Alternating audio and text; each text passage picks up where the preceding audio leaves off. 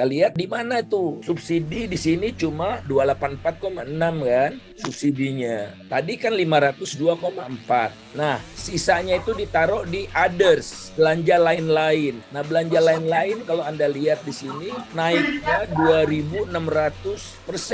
Biasanya kalau lain-lain itu angkanya kecil.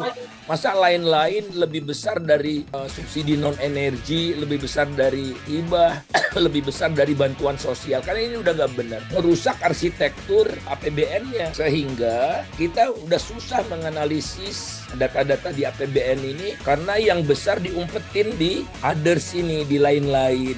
Tidak disesuaikan, termasuk tidak juga diturunkan harga BBM waktu harga minyak bumi di dunia ini turun sampai pernah minus. Bayangkan ya, pernah satu hari itu minus, sehingga orang yang beli BBM itu dikasih duit gitu. Beli minyak ya, orang yang beli minyak dikasih duit sama yang punya minyaknya. Artinya harganya minus gitu. Nah, waktu itu kita tidak menikmati rendahnya harga BBM itu di dunia. Nah, padahal pernah diberlakukan beberapa bulan di era Pak Jokowi di awal-awal itu, harga sempat beberapa kali turun.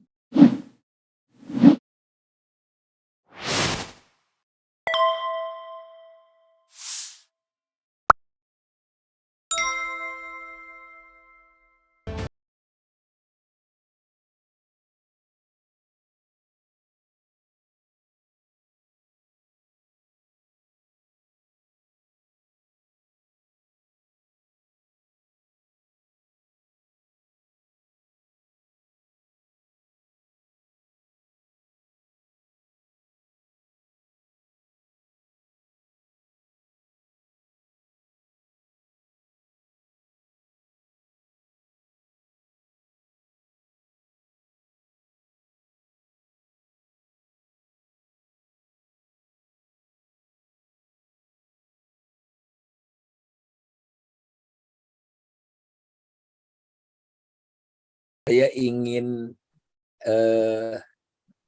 men-share dulu barangkali. Jadi saya bikin kajian gitu ya, kajian ringkas lah tentang subsidi BBM ini. Itu bisa dilihat di blog saya. Tapi saya sudah kirimkan juga di kolom chat ya, atau bisa dilihat juga di Twitter saya. Karena termasuk rekomendasinya. Nah, saya tuh terbelalak dengan konferensi pers Menteri Keuangan hari Jumat kemarin. Kalau teman-teman lihat, judul dari slide ini adalah Outlook belanja subsidi dan kompensasi BBM. Dan dalam konferensi pers itu dikatakan oleh Ibu Menteri Keuangan bahwa subsidi dan kompensasi itu identik sebetulnya. Pertanyaannya, kalau identik kok dipisah-pisah gitu. Nah, nanti saya sampaikan juga, saya sudah sampaikan juga di apa ya, kritik saya tentang dana kompensasi ini, dan sudah saya sampaikan juga ke DPR. Ya, DPR lah yang menggelindingkan harusnya. Jadi tidak ada lagi istilah subsidi dan kompensasi, tapi satu saja subsidi. Nah, yang menarik adalah judulnya subsidi BBM, jumlahnya 502,4 triliun, dan diperkirakan kalau tidak dinaikkan harga BBM akan mencapai 700 triliun. Ini dalam waktu tidak sampai 2 minggu. Ya. Masa dalam waktu tidak sampai 2 minggu subsidinya naik hampir 200 triliun. Ini ngelola negara seperti apa? Caranya begini ya. Dan ternyata ini bukanlah subsidi BBM, tapi subsidi energi secara keseluruhan. Pak Antoni itu udah banyak ngomong lah tentang ini gitu. Bahkan ada tuh yang bagus, saya senang sekali tuh videonya berhadapan-hadapan foto Pak Antoni dengan Pak Jokowi. Kata Pak Jokowi 502 triliun, kata Pak Antoni 11 gitu, terus dibalik-balik gitu. Jadi pertama kali yang saya concern adalah ngelola negara ini seperti apa. Saya di WA gitu, saya bilang kayak toko kelontong aja rupanya tersinggung Kementerian Keuangan itu. Nah, jadi ini nggak benar ini. Jadi isu yang besar ini bagi rakyat dikelolanya seperti ini menurut saya nggak benar. Dan cara pemerintah untuk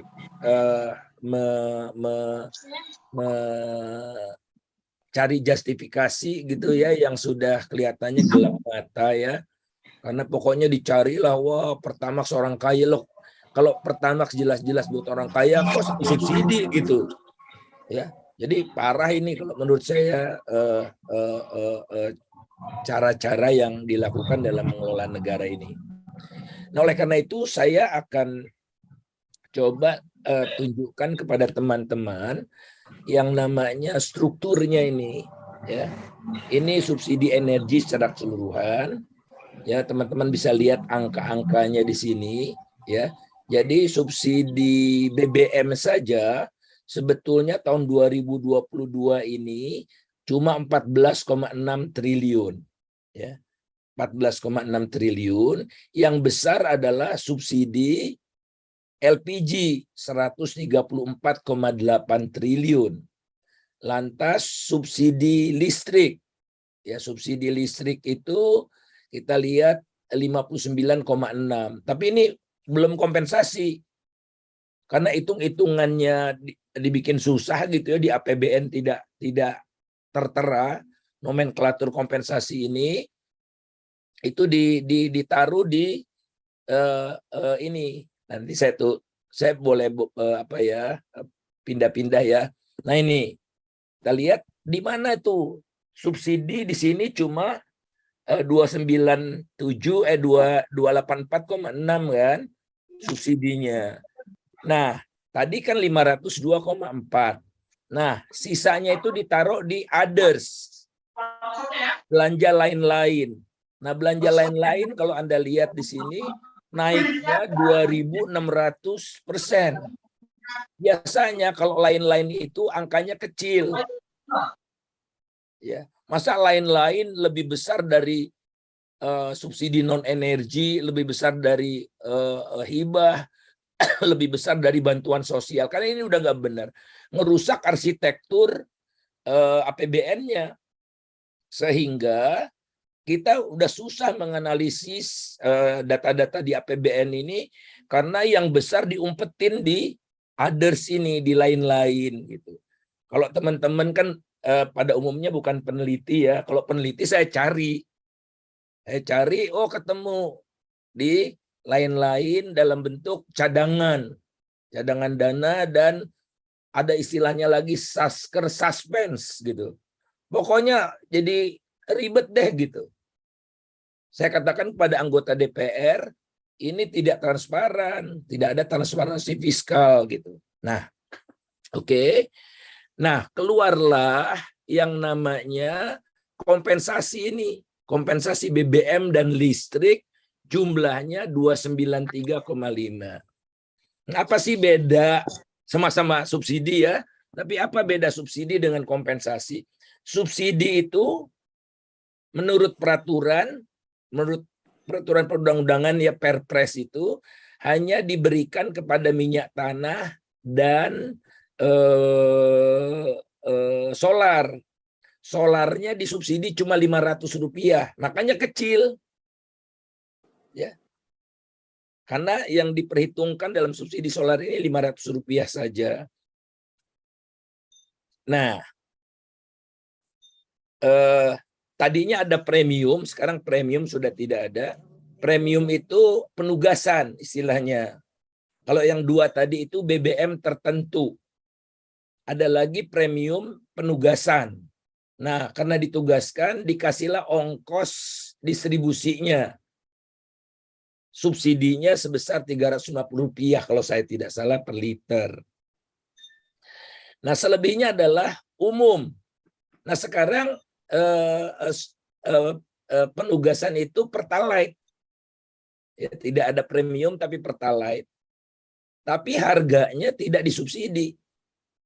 Pertalite itu pada dasarnya tidak disubsidi menurut aturan.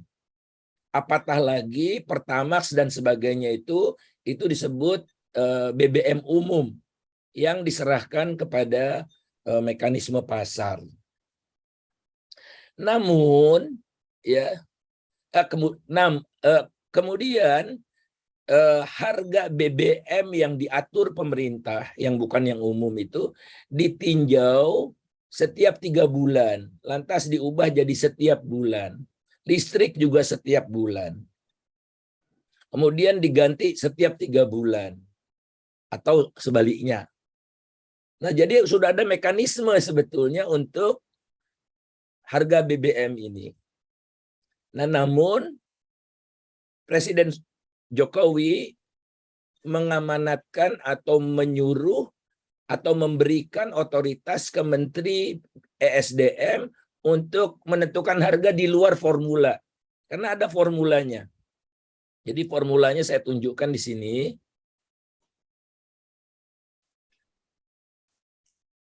Ini formulanya ini. Per Agustus 2022 ada HIP, ada handling, ada margin, ya, macam-macam ini. Nah, tidak PK lewat formula ini. Formulanya itu kalau BBM MOPS plus alpha. Kalau harga listrik itu berdasarkan harga perolehan energi primernya plus nilai tukar rupiah terhadap dolar, inflasi, dan harga minyak. 3 itu. Karena dulu masih banyak pakai diesel kan. Nah, saya balik lagi ke sini. Nah, kemudian